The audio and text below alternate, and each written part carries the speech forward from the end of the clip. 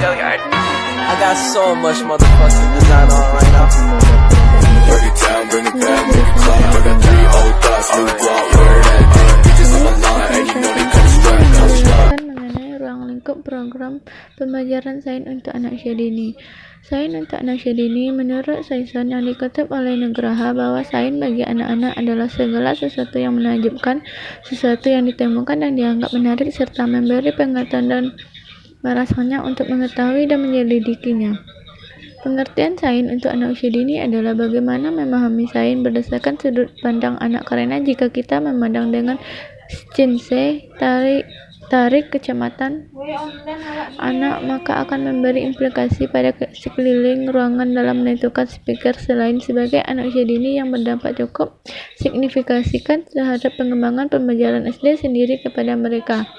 Hal itu tentunya secara langsung maupun tidak langsung akan berdampak pula pada produsen dan produk, yaitu anak-anak itu sendiri. Adapun ruang lingkup pembelajaran sains anak usia dini meliputi 3 hal. Yang pertama yaitu produk, sikap, dan proses sains. Pembelajaran sains diberikan kepada anak usia dini akan nantinya anak usia dini mendapatkan berbagai pengetahuan dan informasi ilmiah, memiliki minat dan ketertarikan terhadap saya jenis temukan di lingkungan sekitar tempat tinggalnya. Dalam rangka melaksanakan pembelajaran saya subhanallah ini hendaknya memperhatikan prinsip berikut, yaitu konkret, bersifat pengenalan, adanya keini antara fisik dan psikis. Memperhatikan perkembangan anak usia dini disesuaikan dengan gaya terpadu dan dilaksanakan dengan konsep bermain sambil belajar. The National Shinsei Edition Bandar menguraikan terkaitan dengan ruang lingkup pembelajaran sains sebagai anak usia dini antara lain sebagai berikut. Yang pertama, sintes inquiry, pembelajaran sains sebagai proses yang memberikan kesempatan pada anak untuk memprediksi, menginvestigasi, memperkirakan, mengelompokkan, dan mengembangkan kemampuan anak dalam menemukan konsep atau teori. Yang kedua, physical science.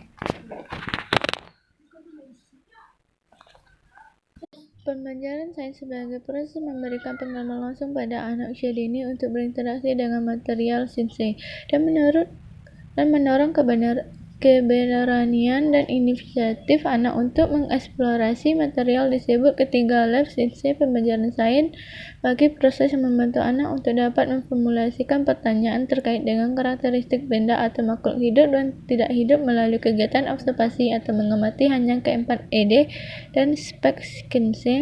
Pelajaran saya sudah selalu putih dalam kajian bumi dan alam semesta atau antariksa. Yang kelima, sains teknologi. Pembelajaran sains meliputi keterkaitan antara sains dan teknologi. Dalam hal ini dapat membedakan penilaian Peter Bot.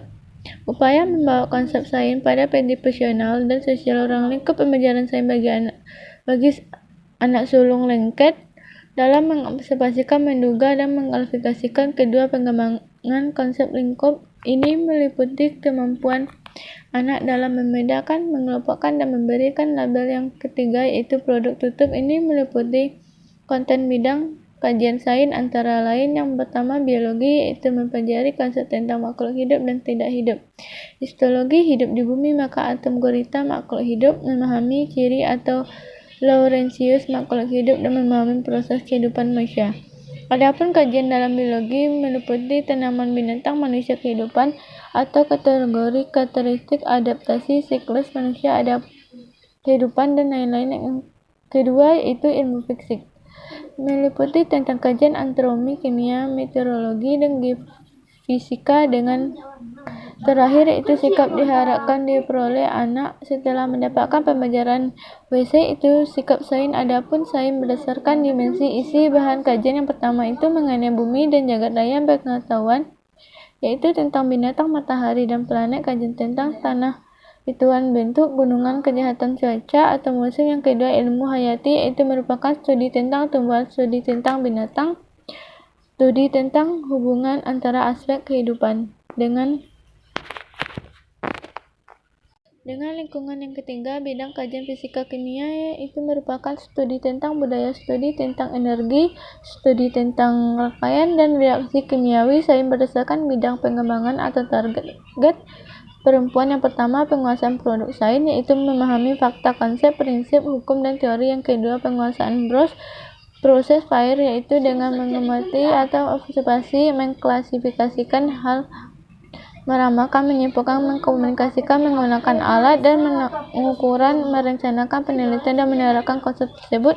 Yang ketiga, penguasaan sikap Z, yaitu rasa tanggung jawab, rasa ingin tahu, disiplin, tekun, jujur, terbuka, dan terbuka terhadap pendapat orang lain. Baik, demikian penjelasan dari saya. Mohon maaf. Assalamualaikum warahmatullahi wabarakatuh.